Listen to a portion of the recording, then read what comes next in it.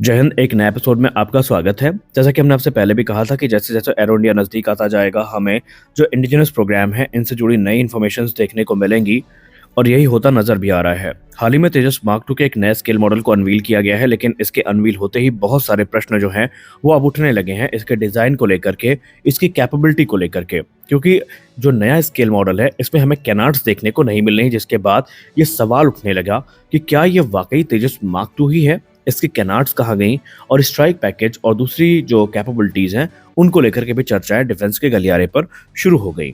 अगर आप इस स्केल मॉडल को गौर से देखेंगे तो इसमें आपको जो वेपन पैकेज देखने को मिलेगा ये बहुत ही ज़्यादा इम्प्रेसिव है।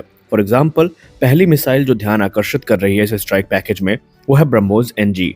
ब्रह्मोस एनजी की बात करें तो ब्रह्मोस एनजी ब्रह्मोस के एयर लॉन्च वेरिएंट का एक लाइटर वेरिएंट है जो कि तकरीबन 1.3 टन वजनी है, और तेजस मार्क टू इस प्रकार की दो मिसाइल्स को कैरी करने की कैपेबिलिटी के साथ में आएगा, जो कि एनिमी के हाई वैल्यू जो टारगेट्स है उनको न्यूट्रलाइज करने में सक्षम होगी। ये एक सुपरसोनिक मिसाइल होने वाली है, जिसका मतलब ये है कि ये बहुत ही ज्यादा घातक होगी और एनिमी को इससे एक स्ट्रॉन्ग पंच मिलेगा। दूसरी मिसाइल होगी इसमें रुद्रम टू।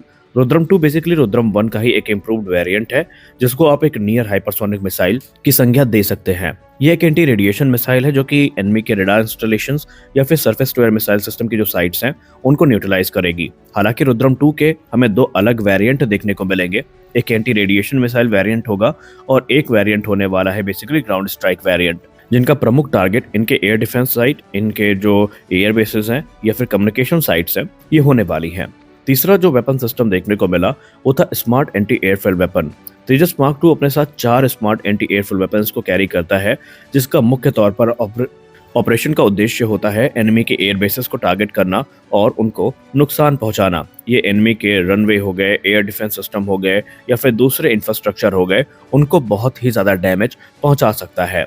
उसके बाद अस्त्र बीवीआर मिसाइल हमें देखने को मिली, जिसपे 4 जो अस्त्र मार्क 1 या फिर मार्क 2 मिसाइल हैं वो कैरी ये कर सकता है।